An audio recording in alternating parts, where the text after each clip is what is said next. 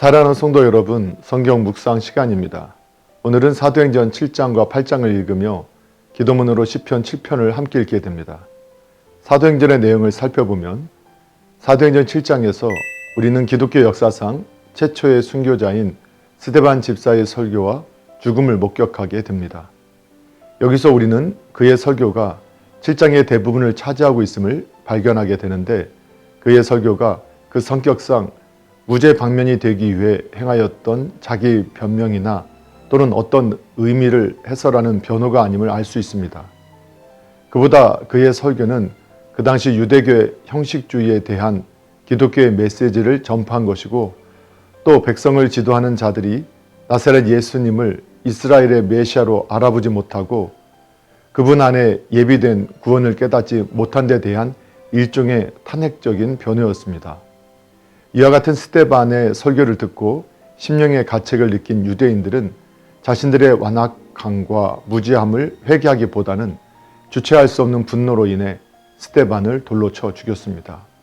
한편 신약 성경에 나타난 설교 중에서 가장 긴 스데반 집사의 설교는 신약시대 구약 역사를 재의미하면서 그 속에 내포되어 있는 계시의 점진성을 보여주었다는 점에서 그 가치를 높이 평가할 수 있습니다. 결국 스데반은 살기에 가득 찬 유대인들의 손에 의해 죽었지만 죽음의 자리에서도 원수들의 죄를 용서하며 평온하고 경건하게 순교하였습니다. 이러한 그의 모습은 초대교회 성도들에게 위로와 용기를 심어주었고, 또한 그의 설교는 초대교회 성도들의 믿음의 터를 더욱 견고하게 하였습니다. 사도행전 8장에는 택한 백성을 구원하시기 위한 하나님의 놀라운 섭리가 뚜렷하게 나타나 있습니다.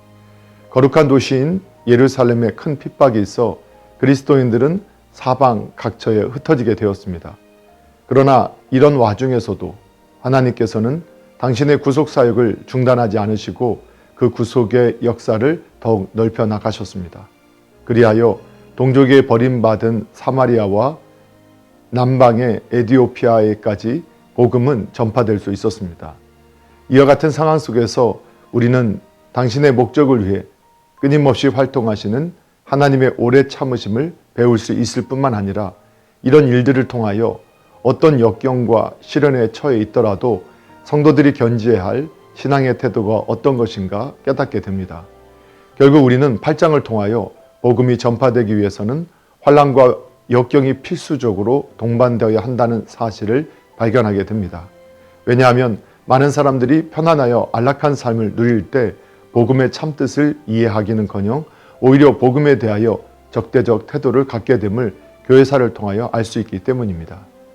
사랑하는 성도 여러분, 오늘도 말씀을 읽고 듣고 묵상하는 가운데 하나님의 마음과 생각을 알고 예수님과 동행하며 예수님을 바라보고 예수님을 닮아가는 복된 믿음의 삶이 되기를 예수님의 이름으로 축복합니다.